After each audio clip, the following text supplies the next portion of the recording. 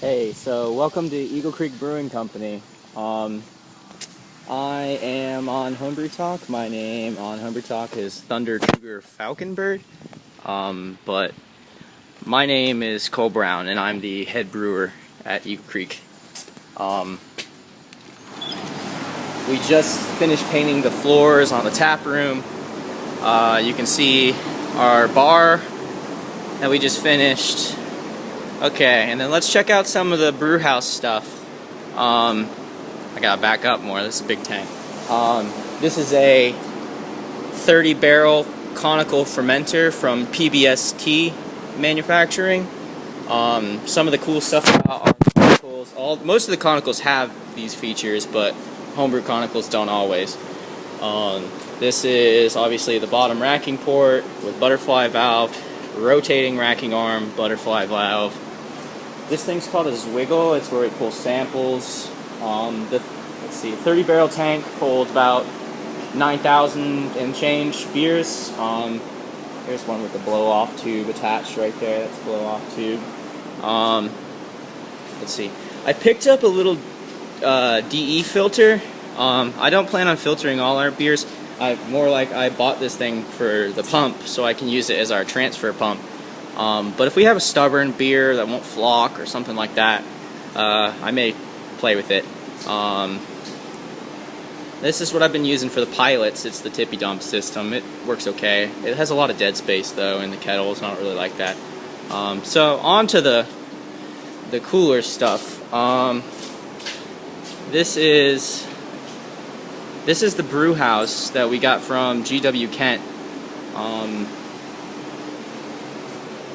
It has some pretty cool features. Sight glass on the HLT. It can pull like little water samples, stuff like that from there. There's a CIP arm that goes to all the kettles. That stands for clean in place. There's like, you can see, this is, here. Sorry, I'm not great at shooting videos. This is new to me.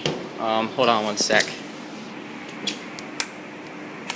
Our control panel is PID based.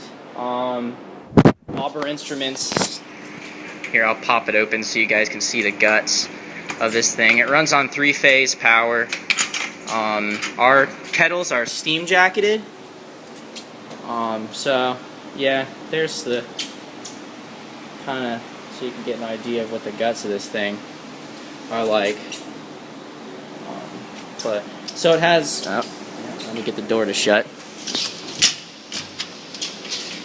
Okay, so it has it has 2 pumps. Let me go down the stairs. They're kind of steep. The stairs are kind of dangerous. Anyways, so it has 2 pumps. One is HLT, and I'm going to use it for CIP.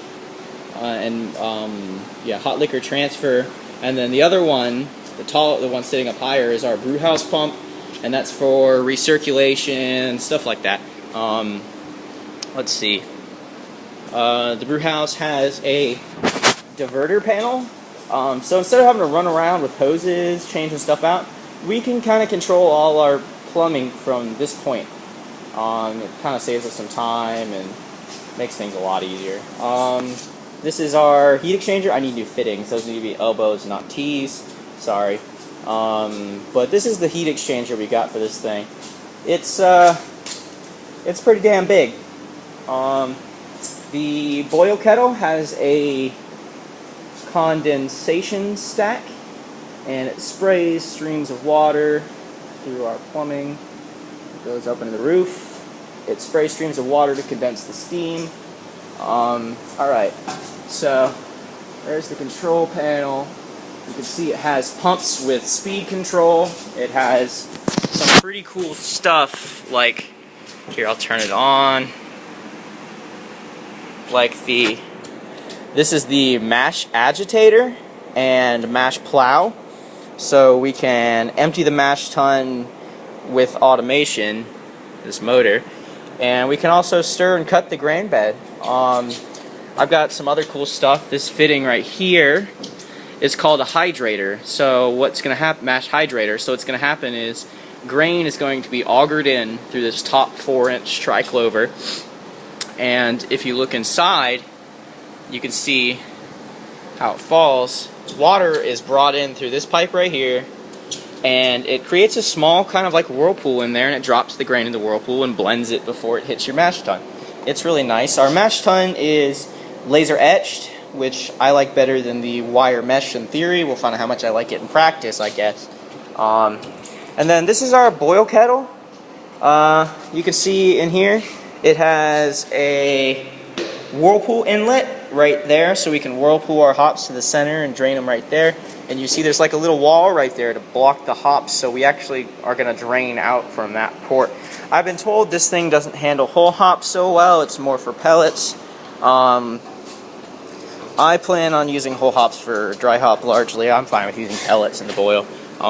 And this is our bright tank. I can't give you guys good perspective. This stuff's pretty big. It's like these tanks are like 15 feet tall. They hold about 1,000 gallons. These are 30 barrels. These tanks are, I'd say that one's probably about 10 feet tall. That's a bright tank. We carbonate here, and we cold crash. Well, we cold crash in the fermenter, and we carbonate here.